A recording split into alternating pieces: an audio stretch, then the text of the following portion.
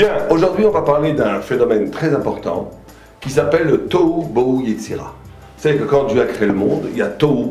Tohu, ça veut dire stupéfaction. Le monde était baigné de la lumière divine. Dieu a voulu créer le monde, il a donc fait un trou dans cette immense, dans cette infinie lumière divine, un tout petit trou, comme un trou d'épingle, qui est toute la dimension de l'univers, qui est des milliards d'années-lumière chez nous. Et le fait qu'il y ait de l'être plutôt que rien, le fait qu'il y ait quelque chose à la place de la lumière divine, c'est Tohu, stupéfaction. Bohu, confusion, Yetzira, création. C'est comme ça que le monde est créé, comme ça que chaque chose est créée. Cette structure de la création, elle se reproduit dans toute activité intellectuelle humaine. Connaître, avoir une relation avec quelqu'un, vivre, exister, avoir une relation avec la vie, présuppose qu'on est Tohu Bohu Yetzira. Alors ça veut dire quoi au niveau existentiel, au niveau de l'existence, de la vie? Que ça veut dire Tohu Bohu Yetzira? C'est très simple.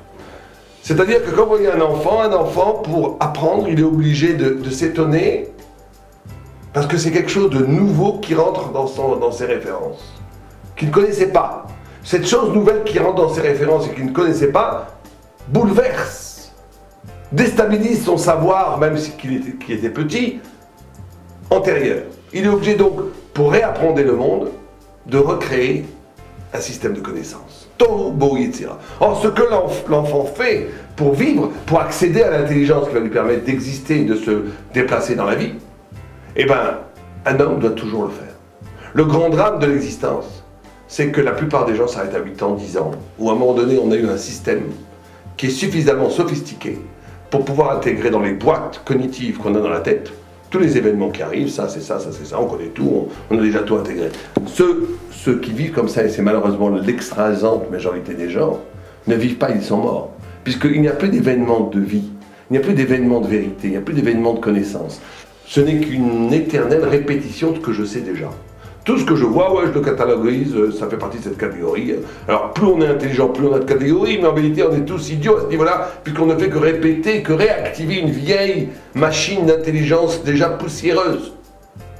La Talmid Chacham, l'homme de la Torah, est quelqu'un qui est capable tout le temps de vivre jusqu'à 120 ans. Tohu Bohu Yetzira. Il s'étonne de tout. Pourquoi il s'étonne de tout? Parce que chaque nouveau visage, chaque nouvel événement, chaque chose qu'il rencontre, est curieuse, est irréductible, elle est unique, elle est en soi un signe divin, elle est en soi un des infinis reflets de la révélation divine. Donc chaque chose est nouvelle, donc chaque chose est étonnante. Tohu, cet étonnement, s'il est vrai, doit pouvoir être intégré comme l'altérité, comme la différence dans mon identité à moi, qui va me bouleverser, qui va déstabiliser mon savoir. Tohu Bohu.